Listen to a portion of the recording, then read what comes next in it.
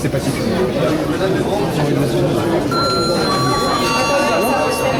Chers adhérents, chers clients, la FNAC vous invite à une consultation veillée dans la porte à note cet après-midi à 17h au forum du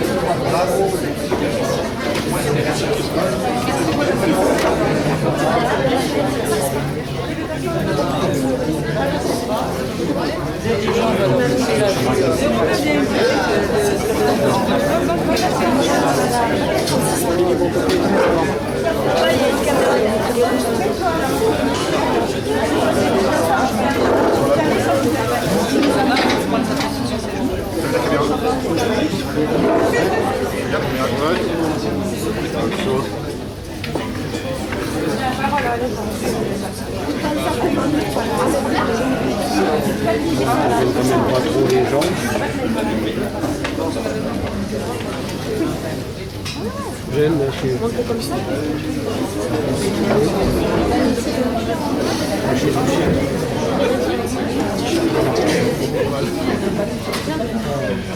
J'aurais dû prévoir un peu plus grand quand même.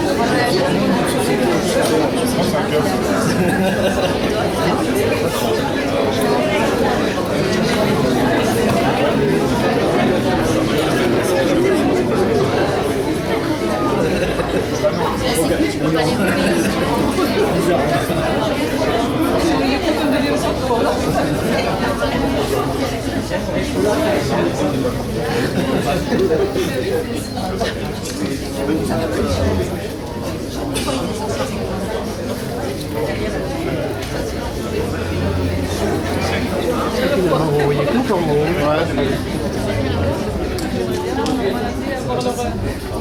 C'est comme un télescope alors.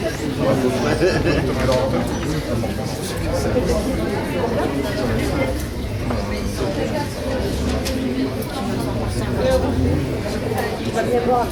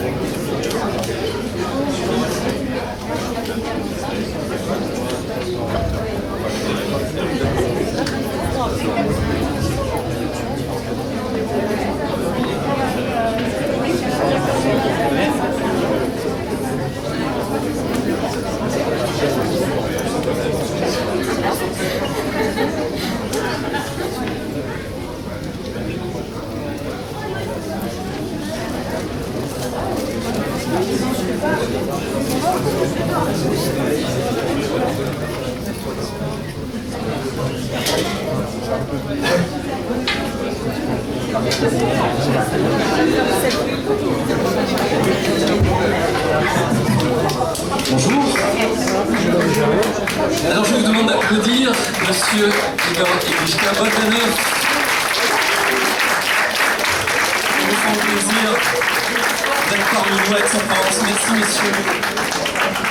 Merci messieurs, asseyez-vous. Il y a du monde, hein.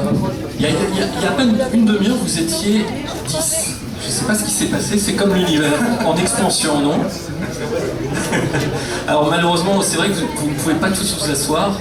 Alors je vous explique un peu le déroulé, hein. On va poser quelques questions, je vais poser quelques questions à Igor et Grishka, et ensuite vous pourrez bien sûr intervenir, sans oublier la séance dédicace, où vous aurez donc la possibilité de voir vos héros, mes héros. Je l'aurais dit tout à l'heure. Je ne sais pas, j'imagine qu'il y a des fans de temps X parmi nous. Oui, c'est tout? Un, deux, mais quand même. Y a-t-il des scientifiques? Ça peut être très intéressant. Il y a des scientifiques, attention. Alors vous le savez, nous sommes ici pour parler de ce livre, 3 minutes pour comprendre la grande théorie du Big Bang, aux éditions Le Courrier du Livre. Une belle édition, hein. Comment a démarré cette aventure? Alors, avant de vous répondre, le plus important c'est de savoir, plus important encore que l'origine de l'univers, qui est Igor et qui est Grishka. Oui, c'est vrai, voilà. Vous avez vu, j'ai pas voulu me faire avoir, c'est comme ça. Avant tout. D'ailleurs, Igor a une petite histoire, parce qu'on la raconte souvent, parce qu'elle est vraiment typique. Et oui, c'est vraiment une histoire qui m'a beaucoup frappé. J'ai vécu ça il y a quelques mois quand j'étais au marché aux puces. Parce que vous savez, Grishka et moi, d'ailleurs nous aimons à le répéter, nous sommes un petit peu nietzschéens de ce point de vue-là. Nietzsche disait que pour regarder vers l'avenir, il faut avoir la mémoire longue. Et là, je suis aux puces à la recherche d'un tableau ancien, d'un meuble ancien, et dans les allées, tout à coup, quelqu'un vient vers moi. Il est probablement tunisien ou marocain, il pointe un doigt vers moi en souriant. Il me reconnaît, mais vous allez voir, il me reconnaît à sa façon. Parce qu'il me pose une question absolument déconcertante, mais en même temps une question philosophique. Il me demande, c'est vous ou c'est votre frère? Alors là, je suis complètement scotché. Je dis, j'enchaîne sur cette question complètement phénoménale, et je dis, mais enfin, vous voyez bien que c'est pas moi. Vous voyez bien que c'est pas moi. Vous voyez bien que c'est mon frère, voyons. Et lui, à ce moment-là, a une réponse encore plus folle, parce qu'il me dit, ah, mais c'est qu'est-ce qu'il me semblait. Ah oui, ça c'est la gémellité, vous savez, c'est vraiment plein de rebondissements et de mystères. Par exemple, là, en arrivant donc à la gare ce matin, en partant de Paris, je tombe sur un contrôleur, en fait, qui était avec une dame, et la dame avait un chien. Et elle dit à son chien, elle se tourne vers le chien, et elle lui dit, ah mais, j'étais seul, hein, Igor n'était pas là, Igor était déjà monté, donc j'étais seul. Elle dit, ah mais, elle dit à son chien, Zoza, tu le reconnais? Alors le chien me regarde. Il vous répond. Et quasiment, il me répond. Et elle lui dit ça, c'était aussi extraordinaire. Mais si! Alors, parce qu'elle dit, mais non, tu le reconnais bien. Mais si, c'est les frères Bogdanov. Mais comme quoi. Il me semble que Coluche aussi, hein, s'amusait. Oui, exactement. Ça nous est arrivé un jour avec Coluche, qui nous a dit, ah mais je reconnais bien Igor, je reconnais bien Grishka, mais je n'arrive jamais à reconnaître lequel des deux est les frères Bogdanov. Ça c'est comme ça, c'est la gémellité. Et il y a beaucoup de choses. Vous connaissez Laurent Baffy, qui est un ami aussi, et qui a écrit dans son bouquin, le dernier, Il a dit, mais je ne sais pas, il parle d'Igor et Grishka, il dit, je ne sais pas comment vous faites pour vous reconnaître l'un l'autre. Vous voyez, ça aussi, c'est... Alors, dans l'ordre, Igor et Grishka, si j'étais évidemment mathématicien, je dirais dans le désordre, Grishka et Igor. J'ai dit dans l'ordre, Grishka et Igor. Comme ça, on est tout à fait dans l'ordre tous les deux. Et vous voyez maintenant donc qui parle, qui a le privilège de s'appeler Grishka, puis qui s'appelle Igor. Alors... Mais comment travaillez-vous justement ensemble? Qui fait quoi? Ah, qui fait quoi? Ça C'est la grande question. Grand mystère là aussi. Non, en fait, on est quand même, depuis longtemps plongé dans le mystère de la gémellité. Qu'est-ce que font les jumeaux? Ils apprennent à faire des choses ensemble. Et donc à construire des cabanes quand on est petit. Et puis un peu plus tard, à s'aider dans les devoirs. Et aujourd'hui, on s'aide mutuellement dans les livres qu'on écrit. Par exemple, là, il y a 60 chapitres. Grishka a écrit 30 chapitres, moi j'ai écrit 30. Et on fait des recherches en commun, par exemple les images, qu'il y a plus de 1000 images là-dedans, dans ce livre. Ces images-là, on les a rassemblées, disons, dans un travail commun, en faisant des recherches en commun. Mais c'est, de toute façon, il y a des jumeaux parmi vous? Ah voilà, je vois, il y a un jumeau. Ah ouais, on le savait, il y a toujours un jumeau. Il y a toujours un jumeau quelque part. Absolument. Non mais en fait, justement, le privilège des jumeaux, c'est que l'un pose des questions à l'autre que l'autre ne s'est pas posées. Et c'est là où c'est intéressant, parce que la complémentarité, elle vient de ça. Elle vient du fait qu'on a des réponses à des questions que l'autre se pose, mais on ne s'est pas posé des questions. Donc du coup, ça nous permet d'élargir évidemment notre espace, comme on dit quand on est un linguiste, l'épistémologique, c'est l'espace du savoir. Et puis, au fond, on partage beaucoup. Donc, ça nous a amené aussi à partager avec vous tous. Partager les connaissances l'un par rapport à l'autre, c'est aussi se donner le goût du partage avec les autres et faire de ce qu'on appelle la démocratie dans le domaine du savoir. C'est pour ça qu'on est là aujourd'hui. On est là alors pour partager à la fois quelques minutes autour de notre ouvrage, on va dire 3 minutes, hein. Au moins 3 minutes, les 3 minutes pour comprendre, puis aussi vous donner la parole et vous pouvez nous poser toutes les questions. Et bien entendu aussi, lorsque on sera autour de cette table, vous pouvez venir avec nous, vous poser sur des photos, on est toujours totalement disponible pour ça. Voilà, donc déjà, la première question qui était posée, c'est, et qu'on nous pose toujours, mais pourquoi ce titre 3 minutes pour comprendre, alors que la théorie quand même nous parle de 13 milliards d'années. 13 milliards d'années, on peut mettre effectivement un peu plus de temps. Pourquoi 3 minutes? Eh bien, il y a 3 raisons à ça. Igor, la première, c'est tout simplement qu'il s'agit d'une collection. 3 minutes pour comprendre, alors il y a la relativité, pour comprendre Newton, pour comprendre Stephen Hawking, enfin bref, c'est une collection qui s'intitule 3 minutes, qui est une collection qui se veut justement pédagogique et à la fois un peu ludique aussi, parce que ça permet, dans un esprit d'ouverture, de faire partager des connaissances sur des domaines qui ne sont pas forcément très simples. Alors vous voyez, donc, deuxième raison, dans ce livre, il y a 60 chapitres et chaque chapitre donc est sur 2 pages. Vous avez la page de droite qui est un petit peu moins illustrée, puis la page de gauche un petit peu plus. Là, vous avez Einstein, E égale mc carré. Vous connaissez tous la formule, hein? E égale mc carré, vous savez ce que ça veut dire. E, c'est quoi? L'énergie. Hein, c'est Interrogation écrite. E. Non, E, c'est l'énergie. M, c'est la masse. Et puis C, c'est la vitesse de la lumière au carré. Alors c'est pour ça d'ailleurs, je fais juste une parenthèse, mais c'est quand même amusant. Hein? Vous pensez là-dedans, là, vous avez une certaine masse. Il y a combien là? Il y a au moins 3 litres. Je me trompe. Je me trompe. Un peu moins. Bon, il y a un demi-kilo. Il y a 1 litre. Il y a 1 litre. Non, même pas. Allez, il se trompe. C'est pas possible. Qui est-ce qui dit qu'il y a 1 litre d'eau? Personne. Bon, allez, il y a combien? Un demi-litre. Ah, il est 0,5 quand même, hein? Moi, je pensais, j'aurais dit un petit peu moins, 48, je me suis dit 0,48. Mais non, c'est 0,5. Bon, alors, c'est donc... Alors, ça fait un demi-kilo, ça vous le savez, hein? L'eau, voilà, c'est la masse volumique de l'eau, on connaît. Donc, alors, là-dedans, si on applique la formule E égale mc carré, on a de quoi alimenter la ville d'Aix en Provence en tout besoin électrique, de toutes les consommations électriques, le chauffage y compris, pendant 1 an. Vous imaginez ce que ça veut dire? Pendant 1 an, là, que ceux qui souhaitent transformer évidemment leur système de chauffage, etc., s'y mettent, ça vaut la peine. Voilà, ça c'est la science, hein. Il y a un scientifique là-bas au fond, il sait que j'ai raison. Parce que MC carré, c'est le C au carré, c'est tellement grand. Vous savez ce que ça veut dire, C? Hein, c'est la vitesse de la lumière. Vous savez quelle est la vitesse de la lumière? 300 000. Hein, 300 000. Voilà. Voilà. On voit qu'à Aix, il y a une faculté de sciences pas très loin. Et qu'on est savant. Oui, 300 000 km à la seconde, ça veut dire que s'il faut aller jusque sur la Lune, il faut un peu plus d'une seconde. On va faire une expérience, voilà, c'est pour vous donner l'idée de la grandeur de l'univers. Voilà un portable. Je te présente. Un téléphone portable. Je vais avec mon téléphone et je vais sur la Lune, j'appelle Igor. Je lui dis, Igor, je suis arrivé sur la Lune. Combien de temps? Alors je vais lui répondre, ah oui, c'est à vous qu'on va poser la question. Dans combien de temps est-ce que je vais lui répondre? Une seconde. Oui, parce que voilà, le signal électromagnétique, il voyage, l'onde électromagnétique voyage à la vitesse de la lumière. Hein, parce que vous savez que le photon, c'est une onde électromagnétique. Donc ça voyage à la vitesse de la lumière. Alors, maintenant je vais sur la dernière planète du système solaire, c'est-à-dire Pluton, qui gravite à un peu plus de 6 milliards de kilomètres de chez nous.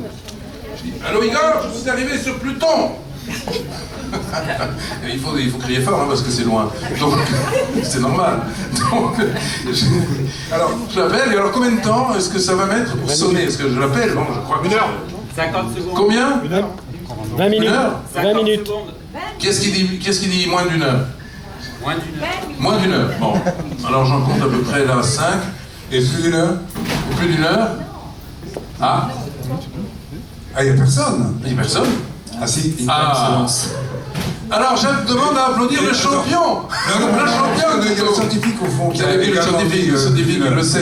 Il le sait, évidemment. Évidemment. Évidemment. On serait, écoutez, si vous avez suffisamment de patience, puisqu'on va vivre l'expérience ensemble, on sera encore là vers... Là il est 5h15. On sera encore là vers 11h15. Ce soir. Non, 5h15, non, 10h15. Ah non, c'est 5 et 5. Ah oui, 10h15. 10h15, c'est à peu près Bon. 5h.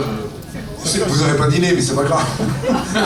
C'est pas grave. Mais il faudra encore 5 heures pour la réponse, c'est-à-dire donc à 3h du matin, j'aurai la réponse, c'est quand même pas mal. Maintenant, dites, bon, c'est beaucoup, mais c'est pas grand-chose quand même par rapport à l'univers. Imaginez que j'aille sur Alpha du Centaure, qui est la plus proche étoile. Vous voyez ces deux bouteilles-là? Voilà, ça c'est notre Soleil, et puis ça c'est Alpha du Centaure qui est là. Alpha du Centaure, c'est donc le plus proche Soleil, qui se situe donc tout près, c'est notre voisin immédiat, c'est un Soleil d'ailleurs qui correspond assez bien au nôtre, il est de classe G, il est jaune, il a la même taille, voilà. Il y a donc une planète qui tourne autour. Je me pose sur Bêta du Centaure et puis je dis « Allô Igor !» Là, pour le coup, hein.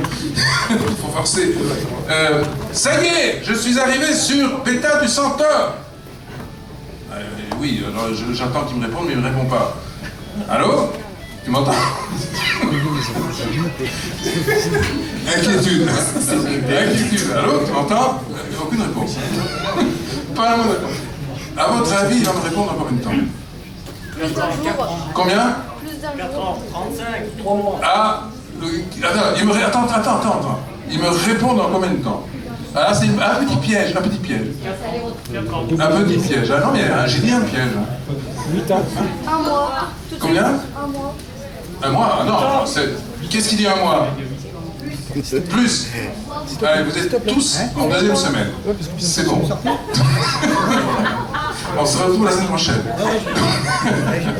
Non, c'est beaucoup plus que ça. Alors, le scientifique, il dit combien? Je sais pas, 5 ans. Ah non? 5 ans. Ah non. Moi j'appelle là.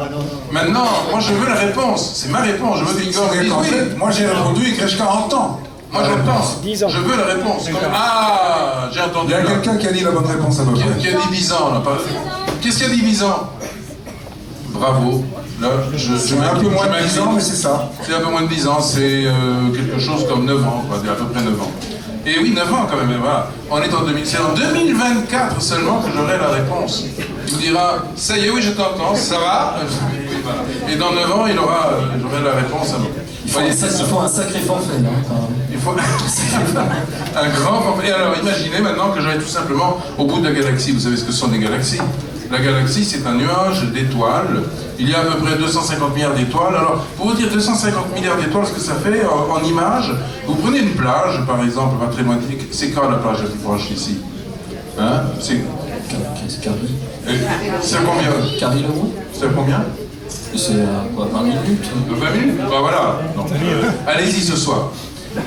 Bon, on va tous Allez-y ce soir et puis amusez-vous à monter les grains de sable qui sont sur la plage. Non mais c'est ça, hein, vous allez voir. Et en fait, il y a la plage, elle est quoi? Elle fait 2 km, quelque chose comme ça, non? Hein, à peu près 2 km et puis à peu près 1 km de profondeur. Et bien sûr, imaginez, ça a été calculé, les scientifiques le savent, 250 milliards d'étoiles, ça fait à peu près le nombre de grains de sable qu'il y a sur la plage près de chez vous. Vous voyez? Je ne sais pas quoi dire là. tellement c'est étonnant. Vous savez que juste pour compter jusqu'à 1 milliard, d'ailleurs, il faut que... Parce qu'on manipule comme ça les chiffres, 100, 1 million, etc.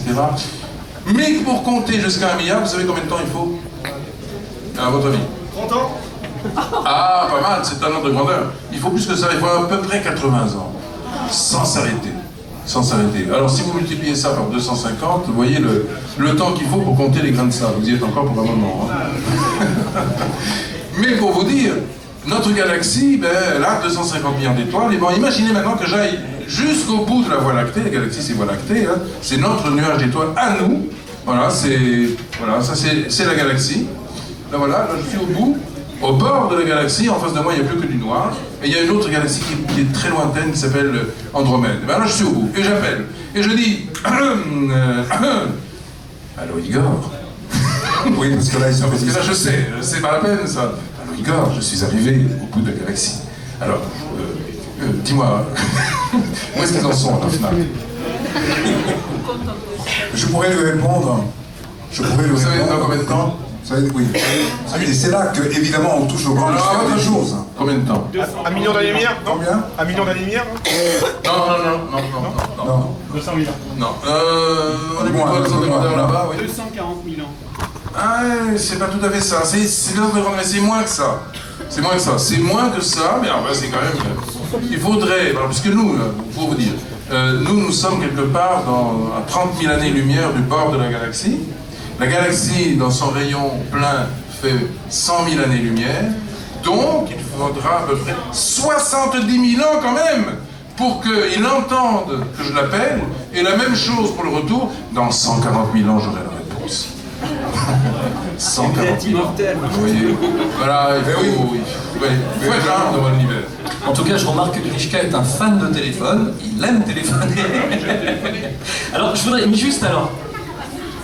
Si on en revient à l'origine justement de tout ça, puisque c'est un peu aussi le propos du livre, l'origine de l'univers, ça c'est En 2 mots. En 2 mots, en 3 minutes. En 2 mots. Alors, on va faire une petite expérience à laquelle vous allez tous assister.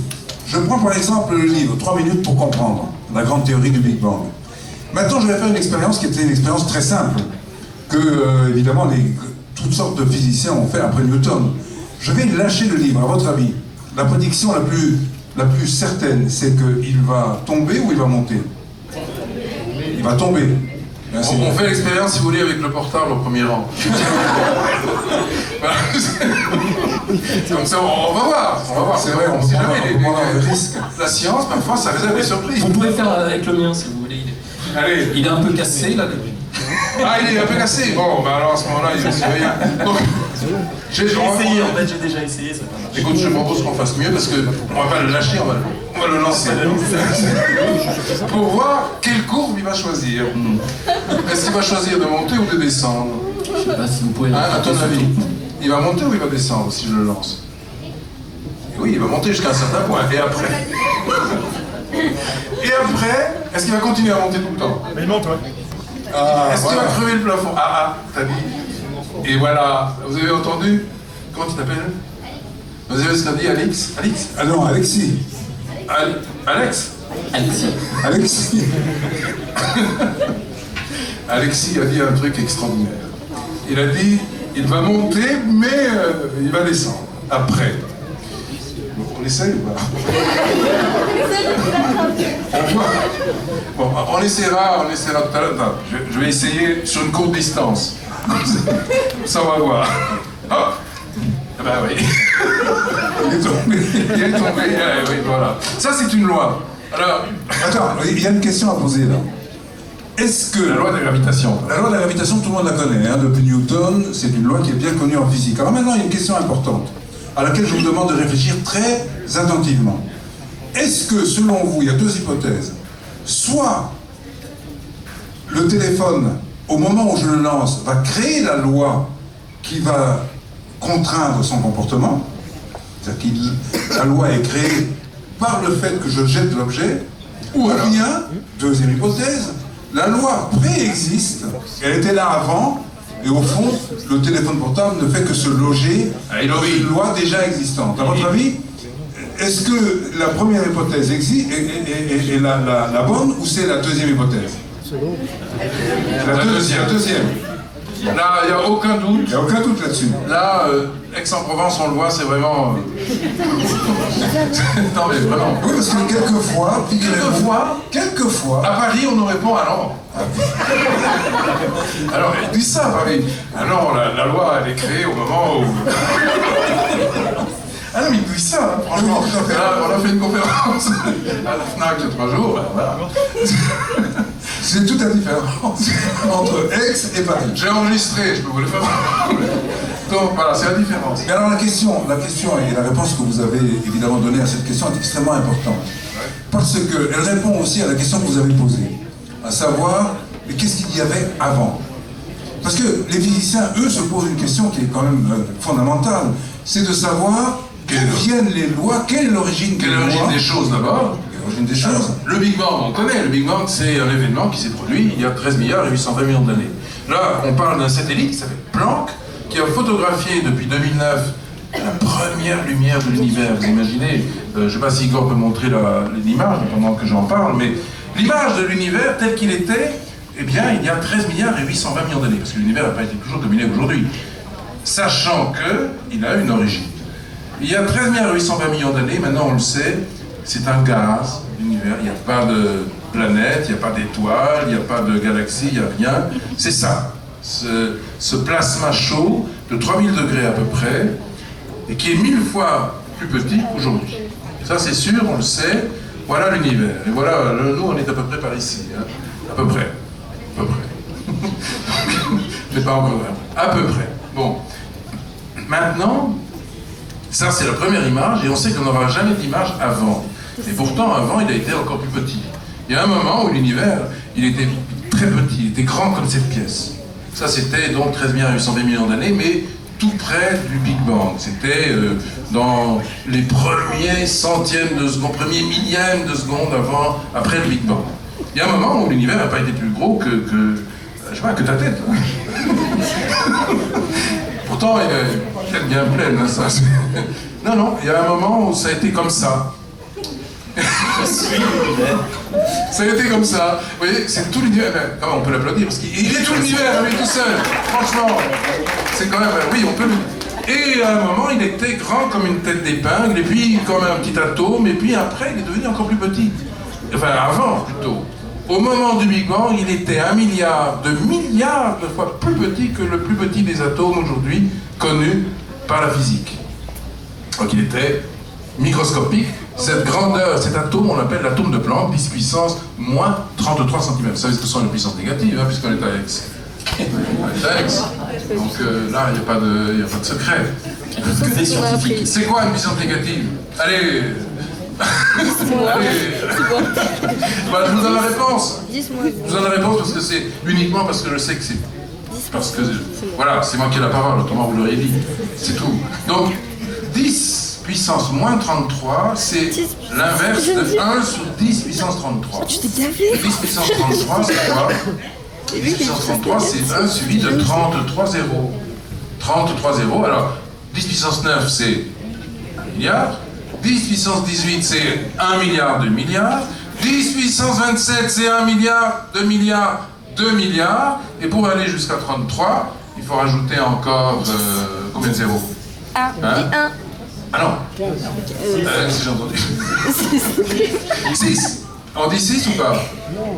Non, de 27 et 6, ça fait 13. Donc 33, 6. 10 puissance 6, c'est 1 million. Alors, l'univers, c'est 1 sur... 1 sur, donc la puissance 33, c'est-à-dire 1 milliard, 2 milliards, 2 milliards, multiplié par 1 million, c'est-à-dire 1 milliard, 1 million, 2 milliards, 2 milliards, 2 milliards. Tout ça, c'est très, très, très petit. Très petit. Et ça commence à ce moment-là. La matière naît au moment du Big Bang, l'espace et le temps aussi. Et Igor a posé la question, oui mais avant, c'est un immense déferlement de matière et d'énergie, une température colossale. Imaginez la température de l'univers au moment du Big Bang. Attendez. Avant de vous donner le chiffre. Vous voyez cette bouteille d'eau? Dans cette bouteille d'eau, il y a quoi? C'est quoi la formule de l'eau? Ah, voilà, X qui revient. H2O. Alors, O, c'est quoi? C'est l'hydrogène? Ah, X. Allez, X. H, c'est l'hydrogène. Et l'hydrogène, c'est l'atome le plus simple de tout l'univers. Eh bien, c'est un atome qui est composé de ce qu'on appelle un noyau, c'est-à-dire un proton, un noyau, et puis autour, il y a un électron qui tourne. Voilà, ça c'est H. Là-dedans, donc, il y a des noyaux d'atomes d'hydrogène. Est-ce que vous savez à quel moment ont été fabriqués ces noyaux d'atomes d'hydrogène? Je vous donne la réponse, c'est aussi d'ailleurs la réponse par rapport à notre livre, au titre. Hein, voilà, finalement, on revient à l'excellente question qui était posée tout à l'heure. Tous les noyaux d'atomes d'hydrogène de cette bouteille-là, et pensez-y quand vous avalerez, quand vous buvrez un verre, buvrez. J'ai dit buvrez, moi c'est pas possible. C'est un mathématicien avant tout. Quand vous boirez, mais j'arrive pas à le dire. Hein. Quand vous buvez, là j'y arrive pas, c'est curieux, c'est comme ça. Quand vous allez boire. Et c'est valable aussi pour les verres de vin, attention. Parce qu'il y a de l'eau quand même quand vous buvrez du vin. Donc, ils ont été avalés, fabriqués. J'ai dit avaler, moi, c'est vrai. Ah mais oui, mais je m'y perds, oui, mais quand on est en face de gens comme ça, ex, tout ça, c'est vrai qu'on s'y perd. Donc, ces noyaux d'atomes d'hydrogène ont tous été fabriqués dans les 3 premières minutes de vie de l'univers et plus jamais après. Et pourquoi? Parce que c'est une question de température en fait. Eh oui. Parce qu'au moment du Big Bang, la température est de 10 puissance 32 degrés. On a parlé des puissances tout à l'heure. Ça fait 100 000 milliards de milliards de milliards de degrés. Et oui. C'est très très chaud. Mais il faut savoir que cette chaleur ne dure pas très longtemps. Au bout de 3 minutes, le seuil de 1 milliard, le thermomètre va descendre à 1 milliard de degrés. Et quand on est à 1 milliard de degrés, eh bien, on ne peut plus synthétiser les fameux noyaux d'atomes d'hydrogène. Eh bien, jamais sur Terre, on a pu fabriquer un noyau d'atomes d'hydrogène et on ne le fera jamais. Jamais, c'est impossible, on ne pourra pas fabriquer ça parce qu'il faudrait des températures qui sont colossales et ben, qu'on n'a pas. 100 000 milliards de degrés, vous imaginez, pour fabriquer tout ça. Les éléments légers, c'est-à-dire donc l'hélium, le tritium, enfin tous ces éléments légers, il y a aussi ce qu'il y a dans nos téléphones portables, vous savez. Il y a quoi dans les téléphones portables pour les batteries? Le lithium, voilà, je cherchais, alors, vous voyez. Ça vous, j'ai trouvé. Le lithium, c'est fabriqué dans les 15 premières minutes d'un quart d'heure. Et alors, tous ces éléments légers, ils sont fabriqués en un quart d'heure. Et puis après, il n'y a plus rien. Pendant des centaines de millions d'années, il ne se passe plus rien. Mais dans le premier quart d'heure, on a fabriqué tous les éléments légers. Et notamment, les 3 premières minutes, le jaillissement des noyaux d'atomes d'hydrogène. 98% de la matière de l'univers, retenez bien ce chiffre. 98% de la masse de l'univers a été fabriquée dans les 3 premières minutes de vie de l'univers et plus jamais. Alors ça nous pose une question, parce qu'on voit bien qu'au moment du Big Bang, l'univers est extraordinairement réglé. Quel exploit! Le scénario cosmologique, il se produit de manière telle qu'on voit bien que tous les événements qui se sont succédés pendant cette période extrêmement brève, mais très riche en événements, tous ces événements-là sont réglés par un scénario. Ça veut dire quoi? Ça veut dire qu'il y a des lois derrière tout ça. Et que ces lois nous ramènent à la question qu'on a posée tout à l'heure. À savoir, est-ce que vous pensez que l'univers, au moment du Big Bang, a inventé ces lois, ou bien est-ce que selon vous, ces lois étaient déjà là au moment du Big Bang, de sorte que le scénario puisse se dérouler selon les lois? Ça c'est de la vraie science. Là, jusqu'à présent, on rigolait un peu, mais maintenant, là... Mais une question juste... Non. Il faut laisser répondre. Non, il faut absolument répondre. Pardon, il y avait Très important. Interrogation. Très important pour vous. Est-ce que les lois existaient avant, ou est-ce qu'elles ont été inventées par l'univers? Au moment de l'univers, est-ce que l'univers invente lui-même ses propres lois qui lui permettront de se conformer au scénario qu'il aura lui-même prévu. Réponse. Ah, mais c'est Aix-en-Provence, qu'est-ce que vous voulez que je vous dise? Qu'est-ce que vous voulez que je vous dise? C'est ça. Alors, mais il faudrait poser un vote à main levée. Ah. Est-ce que ceux qui sont pour l'invention, si on peut dire, sui generis, c'est-à-dire au moment où l'univers apparaît sous la forme du Big Bang, il va créer ses propres lois, ou bien, alors que cela lève la main. 1, 2, 3, 2,5, là. Plus c'est ce qu'on voit. Ça baisse un peu, 2. Alors, et maintenant, alors, le contraire, est-ce que les lois étaient déjà là? Ah, voilà, Aix-en-Provence. L'univers a voté. Non, effectivement, les lois, selon le scénario le plus vraisemblable, étaient déjà là avant. Et on peut donner un exemple. On en a parlé tout à l'heure d'ailleurs avec son excellence, on parlait du nombre pi. Le nombre pi, en fait, c'est un nombre très fréquenté. Depuis l'âge de 8-9 ans, on calcule avec le nombre pi. Mais grande question, d'où vient le nombre pi? Franchement. Ceux qui ont la réponse, là. D'où vient, mais voilà, d'où vient le nombre pi? Alors, aucun mathématicien au monde, alors je posais la question, évidemment, avant de vous la poser, à des mathématiciens, des spécialistes de pi. Alors aujourd'hui, on connaît des milliards de décimales après la virgule. Hein. Tout ça, c'est exactement ordonné, il y a des formules pour calculer pi. Les ordinateurs moulinent dans pi, et aujourd'hui, on a des milliards de décimales. Mais d'où viennent ces décimales? D'où vient ce nombre pi qui est réglé à l'infini? Attention, le nombre pi, ça s'en va à l'infini. Ça n'arrête de dérouler jamais, ça ne s'arrête pas. C'est l'image de l'infini au creux de la main. D'où vient ce nombre? On sait qu'il était déjà là au moment du Big Bang. Il était déjà là au moment du Big Bang, et c'est lui qui règle le scénario pour les scientifiques qui sont là. Au moment de ce qu'on appelle la nucléation de l'univers, il y a des grandeurs qui sont dépendantes de la constante de Planck, qui elle-même est dépendante du nombre pi, et donc dans les formules de l'univers émergent, on voit apparaître le nombre pi. Donc il est là au moment du Big Bang, mais donc est-ce qu'il n'y a pas d'avant? Ben oui, c'est la question qu'on doit se poser. Est-ce qu'il n'y a pas quelque chose avant? D'où vient le nombre pi? Au moment du Big Bang, il est là, alors est-ce qu'il n'est pas là peut-être avant? Parce que lui, il est indépendant du temps. On est d'accord. Le nombre pi, lui, il est constant. C'est une constante, d'ailleurs Archimède a découvert en son temps, et le nombre pi, sachez-le, ça s'appelle la constante d'Archimède. La constante d'Archimède. Elle est là depuis très longtemps, et ben, elle est là pour toujours. Elle est indépendante du temps, elle ne s'effrite pas. Pi ne change pas à mesure que le temps passe. Pi reste lui-même. Et il était lui-même avant même que le temps n'apparaisse. C'est ça qui est extraordinaire. Une information, elle est indépendante du temps. Une vraie information, ça reste dans le temps. C'est ce qu'on appelle un invariant. Eh bien, on peut penser que cet invariant, il est indépendant du temps, et donc il est indépendant de la naissance du temps. Et donc, il existe même avant le Big Bang. Voilà la réponse, mes amis, vous la connaissez, maintenant on peut se parler tranquillement. Vous avez, voyons, on se retrouve pas, on reste ensemble jusqu'à 10h, on l'a dit tout à l'heure. Donc on a le temps. Mais quand même, on va poser peut-être les premières questions. Les premières questions, mais juste avant, moi j'en ai quand même une par rapport au Big Bang. Ok, on est d'accord, en 3 minutes, tout s'est créé. Mais d'où vient cette puissance? Qu'est-ce qui a généré cette puissance? Est-ce qu'on le sait? On a aujourd'hui un début de réponse.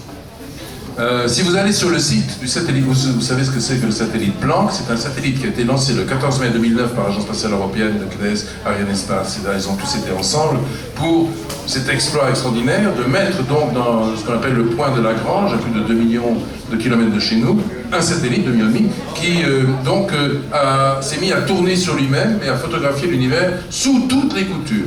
Alors pour ça, il a fallu prendre un objectif photographique très froid. Vous voyez, ça c'est l'objectif du satellite Planck. Et Igor et moi, on est allés au centre d'astrophysique de Liège et on a regardé et on a même été explorer cet endroit, on s'est fait photographier là-bas d'ailleurs, où il faisait très très froid parce qu'il a fallu refroidir l'objectif du satellite Planck en dessous de la température de l'univers. Est-ce que vous savez quelle est la température de l'univers avec le thermomètre? Combien? Scientifique. Scientifique, il a dit la réponse, il a pensé tout haut, il n'a pas dit, mais... Combien? Ah, c'est au-dessus du zéro absolu. Parce que le zéro absolu, c'est déjà... il n'y a plus rien. Mais c'est un peu au-dessus, mais pas beaucoup.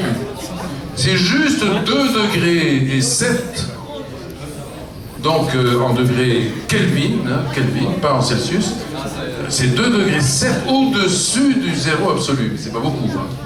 Eh bien, le satellite Planck, son objectif est devenu encore plus froid et on a photographié grâce. C'est pour ça qu'on a pu photographier des détails de la première lumière.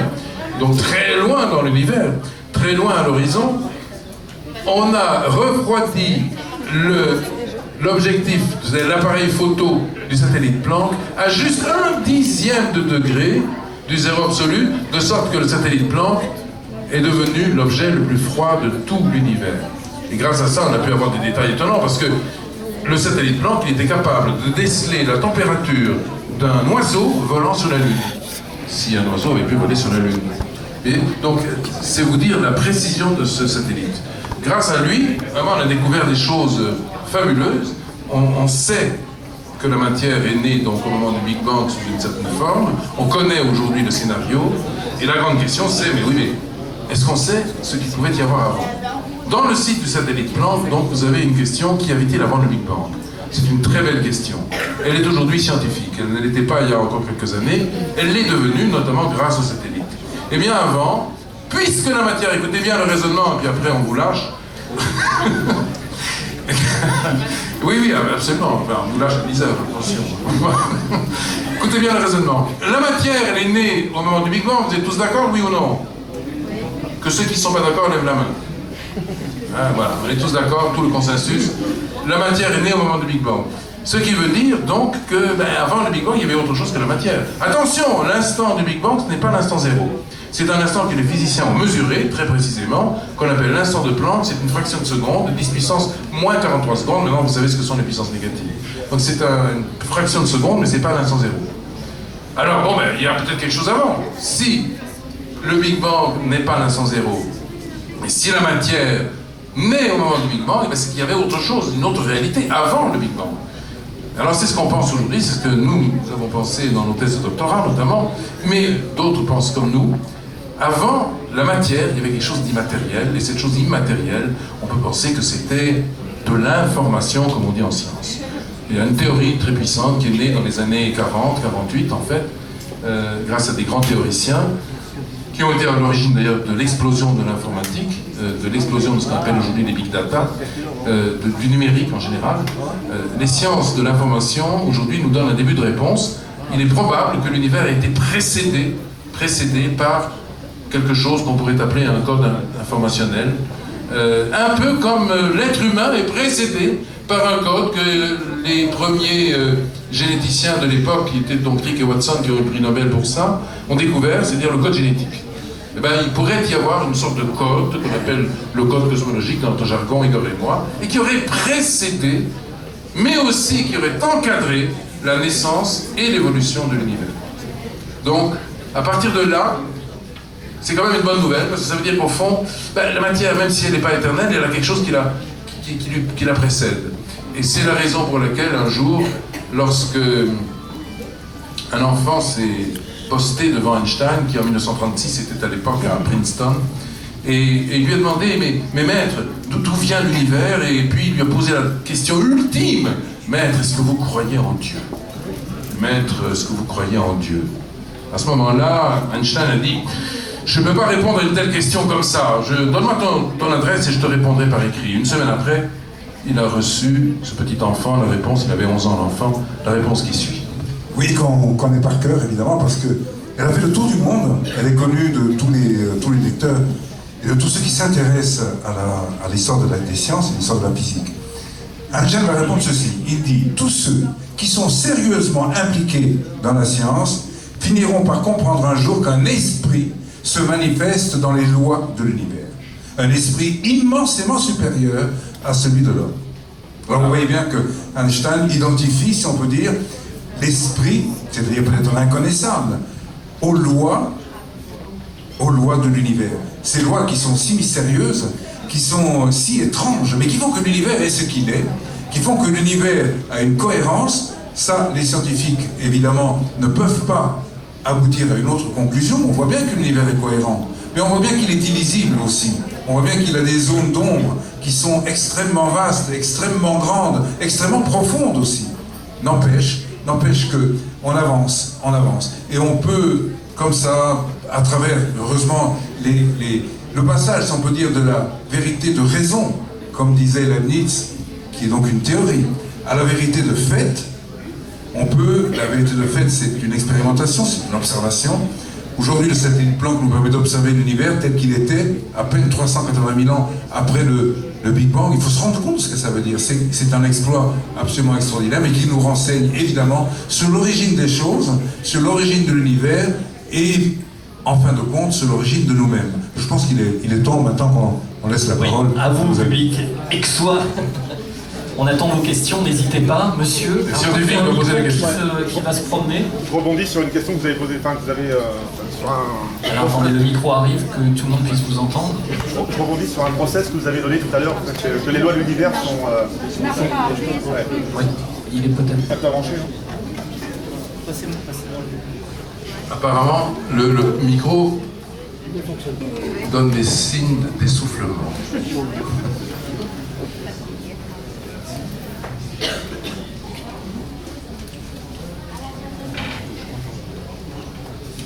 Ça arrive, ne vous inquiétez pas.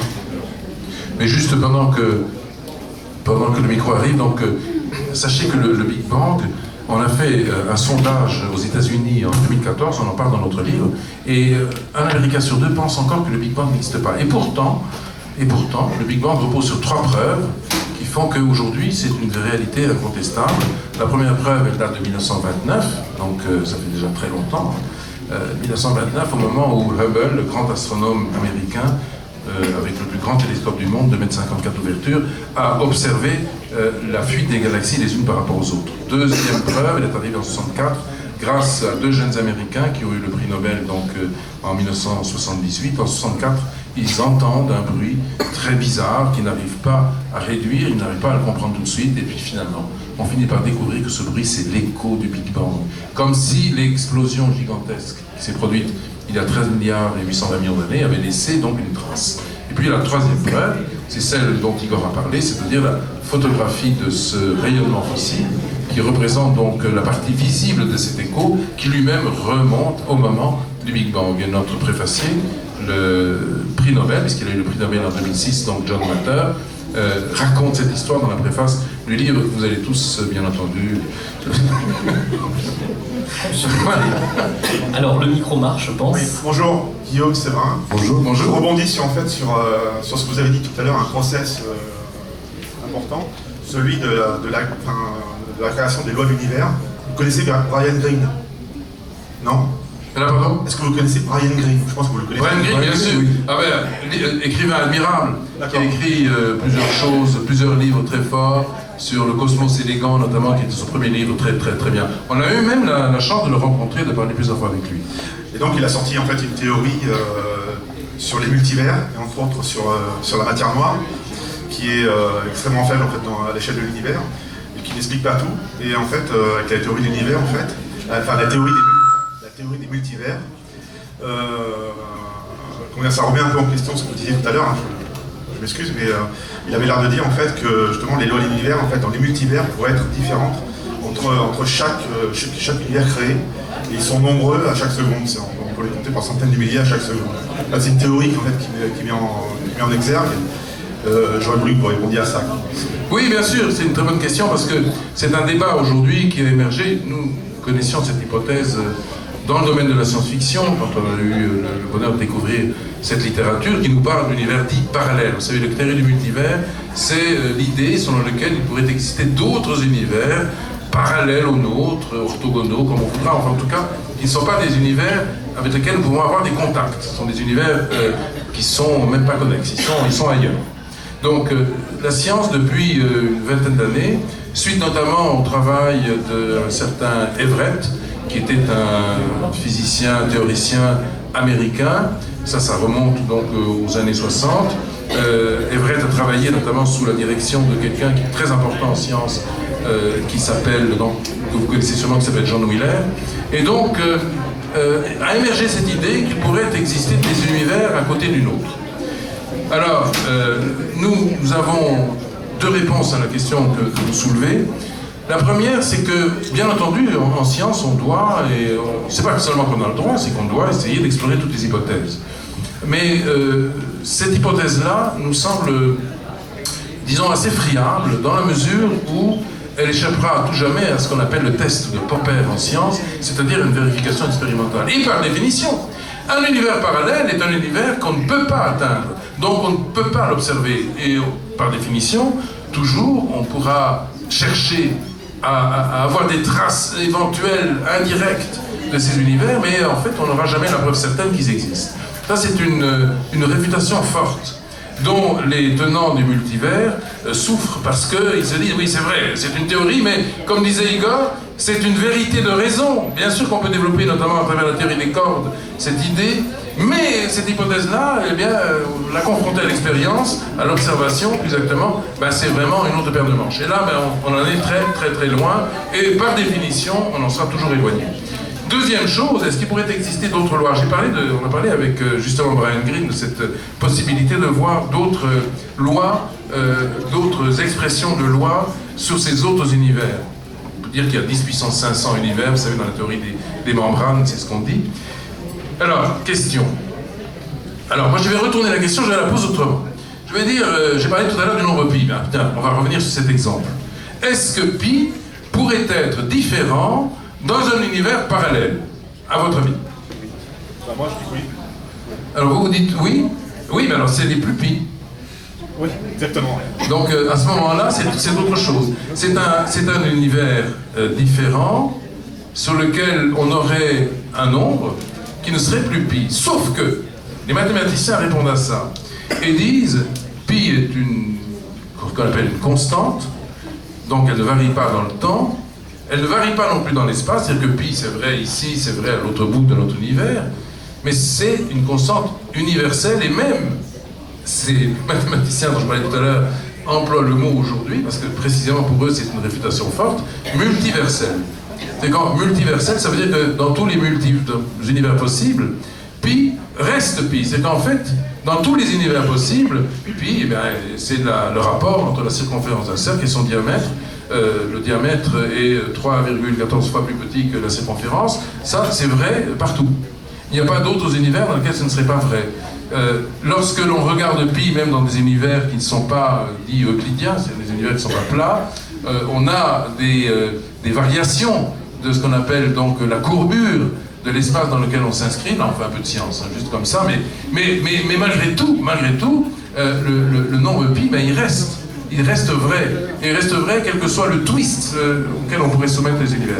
Voilà, alors ça c'est une objection forte, de même que la suite des nombres entiers, 1, 2, 3, 4, 5, ben, elle reste vraie partout.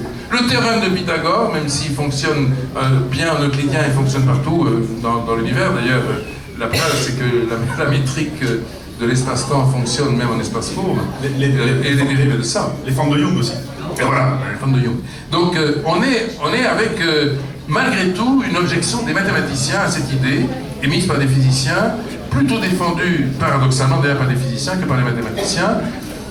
Pour l'instant, et peut-être pour longtemps, elle restera une hypothèse, probablement arbitraire, certes très poétique, en tout cas nous ça nous plaît beaucoup, du point de vue hypothétique, mais si on fait vraiment de la science, on est obligé de reconnaître qu'on est quand même dans le domaine de la science dite fiction. Voilà. Une autre question.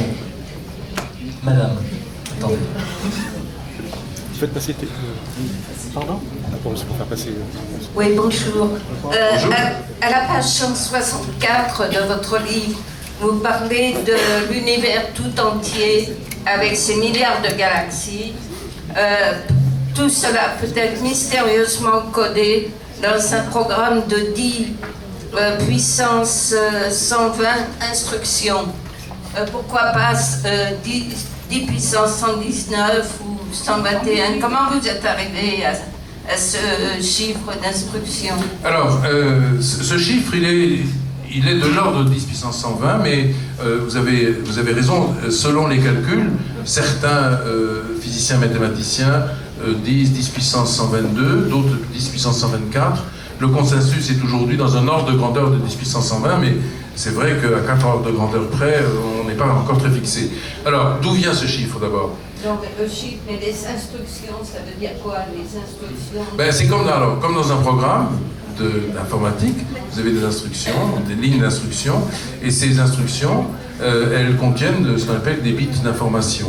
Et ces 10 puissance 120, ça renvoie en fait à 10 puissance 120 bits d'information.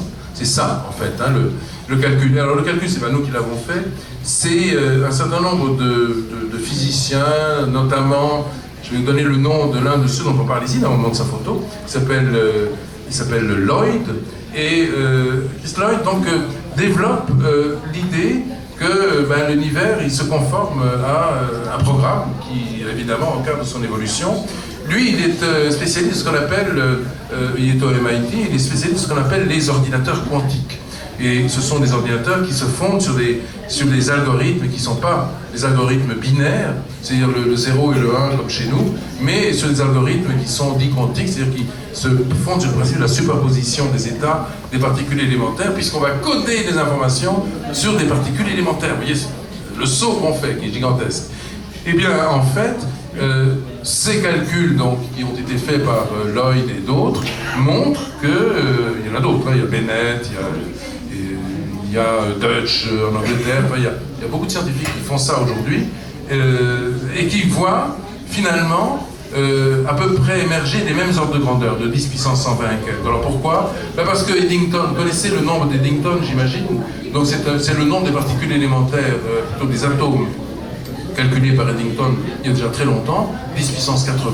Et puis on est arrivé aujourd'hui à l'idée qu'il y a peut-être 10 puissance 95 particules élémentaires dans tout l'univers. Donc c'est un nombre qui est très très important. On ne se rend pas compte hein, comme ça. Mais 10 puissance 95, c'est gigantesque. Et il y aurait donc 10 puissance 120 bits d'information associés à ces particules élémentaires. Voilà, c'est ça que disent aujourd'hui les spécialistes de l'informatique quantique, qui s'intéressent bien entendu au destin de l'univers. Troisième question, pour rester dans les chiffres. C'est des questions difficiles, hein. Là on est... c'est très pointu. Ah, monsieur. Bonjour, j'aimerais juste savoir si vous pensez que la vie existe autre part dans l'univers tel que nous on peut la connaître. Nous pensons que l'univers est en fait détenteur de la réponse à la question que vous posez. Pourquoi? Parce que finalement, ce qui s'est passé sur la Terre dépend d'un certain nombre de lois, tout simplement. Les lois physiques qui elles-mêmes ont permis à la vie, à la biochimie, à la biophysique de donner naissance à des cellules primitives et puis par palier de complexité croissante à des formes de vie évoluées, conscientes et intelligentes. Mais ce qui s'est passé sur Terre, c'est nécessairement passé ailleurs, se passera ailleurs aussi, pour peu que les lois soient réunies et que les conditions soient propices à cette apparition.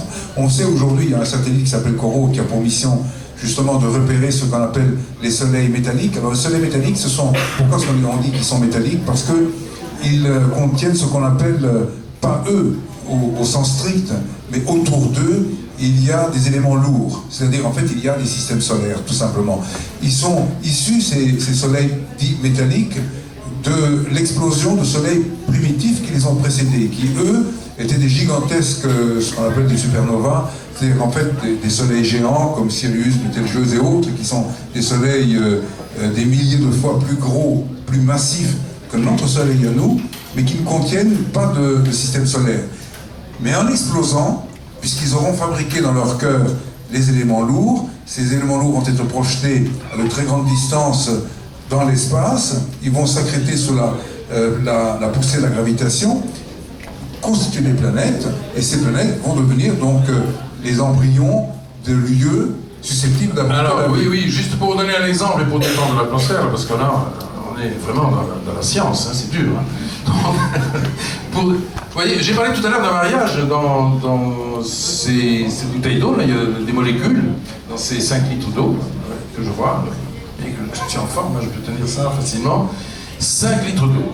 Et donc, il y a ces molécules d'eau, H2O, c'est un mariage, hein, c'est un mariage chimique, mais qui montre une très très grande différence d'âge entre les mariés.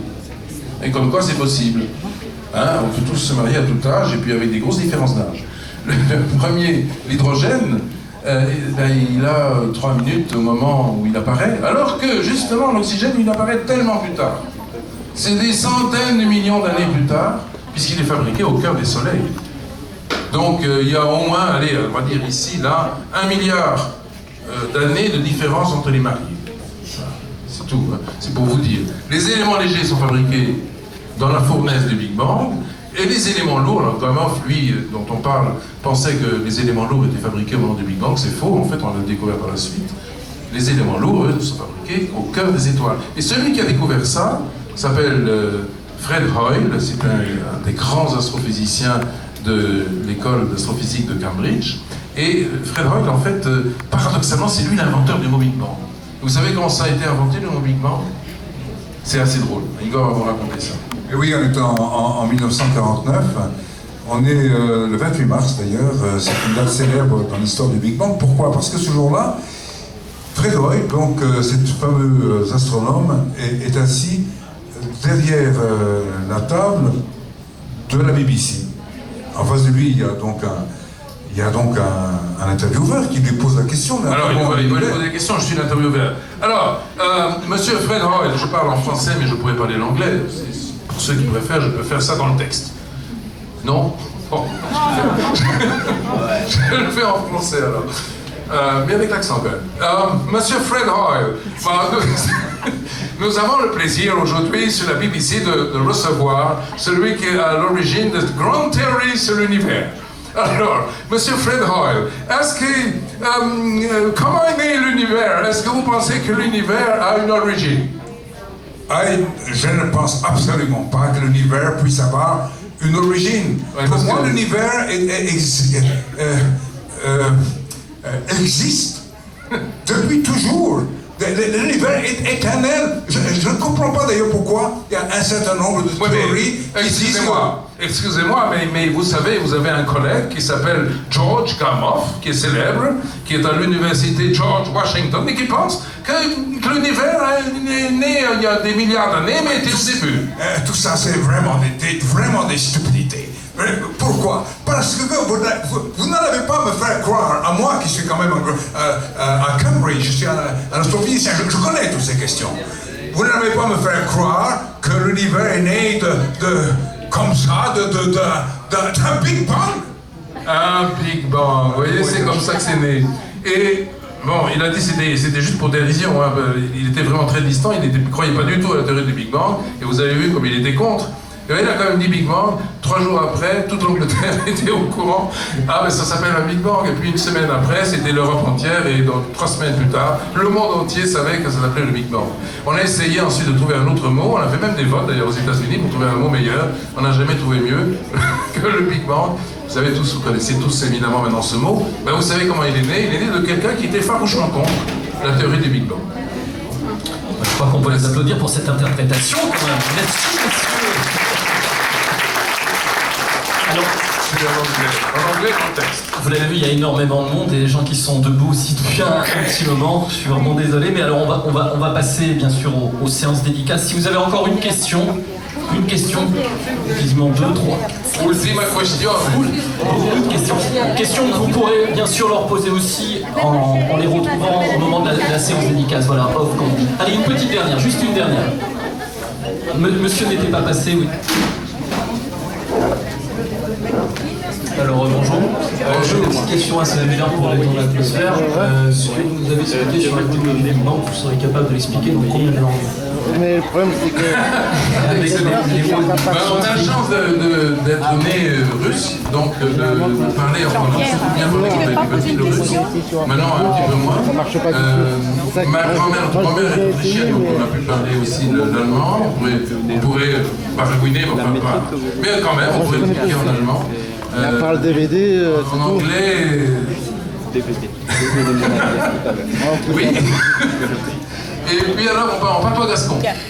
Ah. Allez, on le fait en patois. Allez, vas-y, on fait le patois. Te volevo promettere che lo parlo lo Big Bang che è nasciuto dalla stazione dello sterro, o Maitin, quel Big Bang, qui est né, qui a pas vu, quel petit village. Oui, l'univers c'est qu'une seule explosion. Voilà, on peut le faire maintenant. D'accord, merci beaucoup. Messieurs, merci beaucoup. Merci pour ce livre et vraiment on vous souhaite de revenir très vite nous voir à Aix et puis j'espère vous voir très vite à la télévision également. Merci surtout d'être venu si nombreux et d'avoir résisté à l'appel du soleil. Ça nous fait très plaisir. Merci beaucoup à tous. Et merci à vous surtout, séance dédicace, donc si vous avez des questions encore c'est le moment. Merci encore.